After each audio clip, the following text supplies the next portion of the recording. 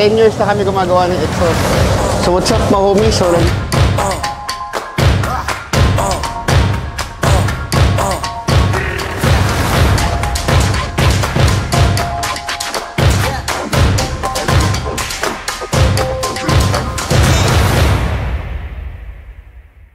what's up mga homies? So nandito na naman tayo sa Notorious Motorsports. So madami nagtataka kung bakit ako may ganito. So eto, nakuha ko to nung naglaro kami ng basketball. So na-injury ako, pero papunta na ako sa pag-therapy. So malapit na rin, mawala na rin to. So importante talaga sa atin yung health natin. Kaya nga tinatawag nilang health and wealth eh. So kailangan na rin tayong magpabawas ng timbang dahil siyempre medyo may edad na rin tayo. So bossing, tiga saan pa kayo galing sir? Bulacan po, Bulacan. Bulacan. So ano ba tong pinagawa natin dito boss? Ito pinagawa ko dito, full exhaust, remap, dyno, tsaka yung headers intake exhaust. Okay, yun sasabihin. Oh, anong pangalan po nila sir? Paul Dionisio po.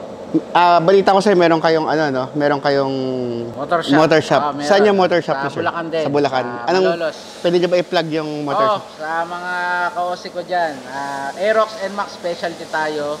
Bolt-on super stock CVT. So yun. Yung mga stock nating motor, palalakasin natin. Okay. So may libreng promotion na si boss sa 500,000 followers natin. Thank you. Okay. So dito sa Notorious Motorsports, bakit ba sila dito nagpapagawa? Tanong nung iba kung bakit. Unang-una, mahal kami. Bakit kami mahal? Dahil syempre yung quality ng kinakabit namin, hindi rin mumurahin. So syempre, kukuha ka nga ng mura, makapamura ka pa sa iba. So pangalawa, bakit ka sa Notorious? 10 years na kami gumagawa ng exhaust. Yung iba, bago-bago pa lang, akala nila, ganun-ganun ang kadali. Syempre, kailangan yan, may research and development din yan. Kung tama ba yung kinakabit mo. At pangatlo, dapat satisfied yung customer mo. Dahil syempre, lahat yan nanganganak. So kung tama yung ginagawa mo, na i-refer ka. Kaya lumaki yung Notorious Motorsports dahil sa mga customer. Isa pong nakita ko sa inyo, maganda. Meron akong gustong gawin, pero meron kang recommended na kasi pinagdaanan mo na. So yung parang gusto mong mag-meet tayo halfway, kung saan tatama yung gusto ko, at yung performance mo hindi magsasacrifice. Kumbaga nasa gitna, nagko-compensate tayo. Nagko-compromise. Ganon. Yun ang isang nagustuhan ko. Tsaka nakita ko talaga yung yung quality ng work, tsaka yung kapal nung stainless iba. Okay. Sa Notorious Motorsports, ang gamit namin is 304 stainless na 1.5 ang kapal. Hindi kami gumagamit ng 202 stainless, hindi kami gumagamit ng 304 na 1.2 ang kapal kasi yun yung mga madaling mabiyak. Kaya kung papansin nyo, ayun yung mga quality ng gawa natin. So 10 years making more cars. So more than kung gaano na karami yung video namin, gano'n na rin karami yung kotse na nagawa namin. So ngayon magpapasko, pasyal kayo dito sa Notorious para ma-check nyo kung ano yung mga special promo natin o yung mga Christmas promo lang. So, sir, ano ba in-expect mo magiging tunog dito? Tunog to Ano ba? Medyo maingay ba? Medyo maingay. Medyo maingay. So, ang natin dito, headers intake exhaust, nag-change oil na rin, nagpalit din ng mugs, tapos pati gulong, ida-dyno natin mamaya. So, tingnan natin kung ano magiging resulta niya mamaya.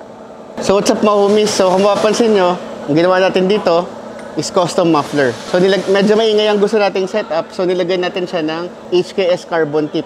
So, kung mapapansin nyo, kakaiba tong setup na to. Dahil bihira tong ganito, yung HKS carbon natin. Tapos, naka-Y-pipe siya. Ayan, makikita nyo. So, dito sa Notorious, gumagamit kami ng flanges. Kasi ayaw namin yung ma-improvise lang ng mga flanges.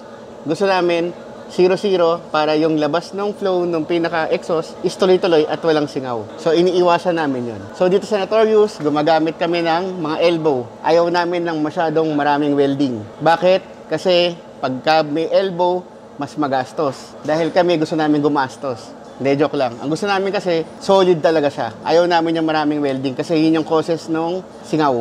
Siyempre, kahit perfecto kaming gumawa, gusto pa rin namin solid pa rin siya. So, kaya kami gumagamit ng elbow.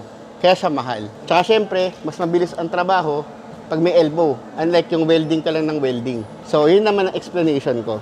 So, ito, may resonator pa rin to. Kailangan may resonator pa rin para sa back pressure ng kotse. So, dito, naglagay tayo ng almost 20 inches na resonator. Doon naman sa dulo, gumamit tayo ng customized muffler na tag 12 inches. So, syempre, importante pa rin sa atin yung back pressure. Naglagay tayo ng flexible pipe para maiwasan yung vibration. Sa ibang shop, hindi naglalagay ng ganyan.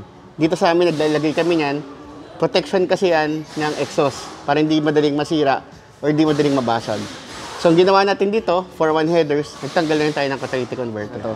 Nilagyan natin siya ng 4-1 na headers, tapos nilagyan natin siya ng Datatech filter, and ayan ang air intake niya. So, ang ginawa natin dito, change oil na rin natin siya ng Motul na HTEC 100. So, ang susunod natin gagawin, gusto ng customer namin makita kung ano yung improvement na ginawa natin, or idadayin na namin yung kotse para ma-custom tune ito, para malaman natin kung ilang horsepower yung ma-achieve niya. Punta na tayo doon sa Dyna Pro.